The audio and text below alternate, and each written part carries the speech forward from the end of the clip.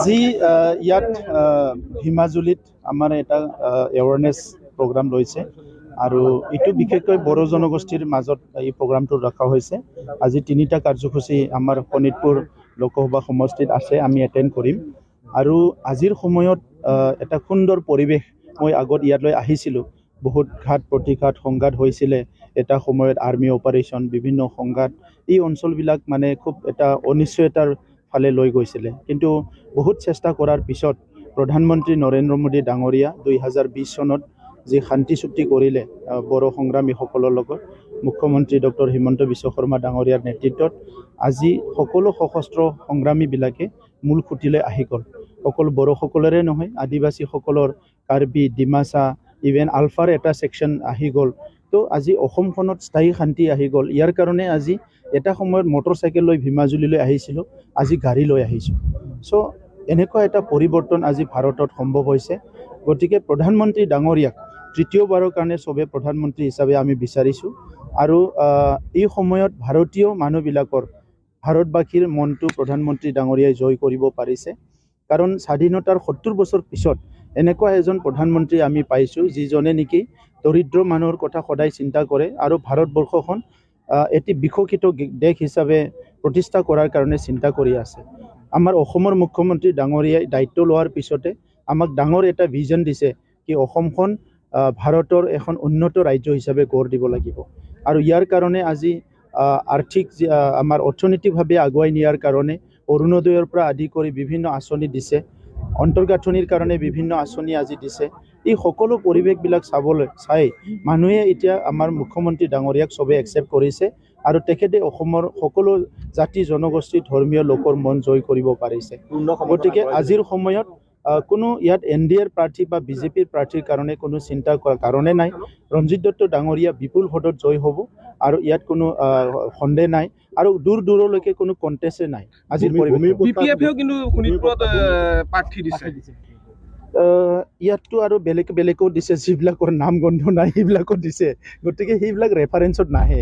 ক'ত BPFৰ ইয়াত মানে প্ৰাৰ্থী, ক'ত দেউৰী বুলি এজন আহিছে বোলে, কোনো মানুহ চিনিয়ে নাপায়। গতিকে আজিৰ সময়ত নিৰ্বাচনৰ কাৰণে তেনেকুৱা কোনোবা প্ৰাৰ্থী দিলে জিকিব এনেকুৱা পৰিৱেশ থকা নাই। আৰু প্ৰধানমন্ত্ৰী ডাঙৰীয়াই 10 বছৰত যিমানখিনি কাম কৰিলে, এতিয়া বিকল্প চিন্তা কৰিবলৈ কোনো মানুহৰ মনত মানে তেনেকুৱা চিন্তা নাহে। ভূমিপট্টা জনজাতিসকলক যিটো ফৰেষ্ট অঞ্চলত বা বিভিন্ন অঞ্চলত দিছে, বসুন্ধৰা আজি অসমৰ মুখ্যমন্ত্ৰী ডাঙৰীয়াই আনিছে, বিভিন্ন ভাল ভাল আঁচনি আজি স্থায়ী সমাধানৰ কাৰণে, স্বাধীনতাৰ পৰা সমাধান নোহোৱা সমস্যাবিলাক আজি সমাধান কৰিছে। গতিকে এই পৰিৱেশটো আৰু কোনে পাহৰি যাব।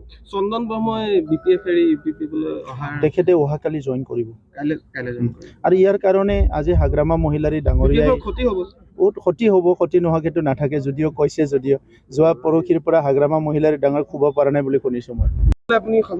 ইমান ভোট দিব ৰাইজে, এটা মিচিঙত আতিব জানো?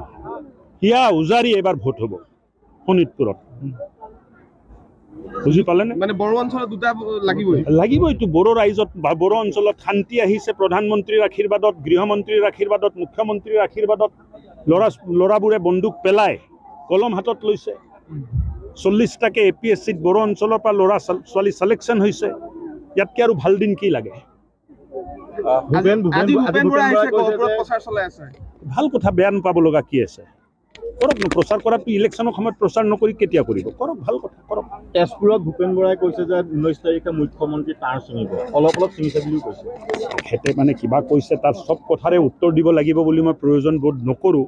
এটা পজিটিভ কথা লৈ আমি ৰাইজৰ মাজত আহিছোঁ।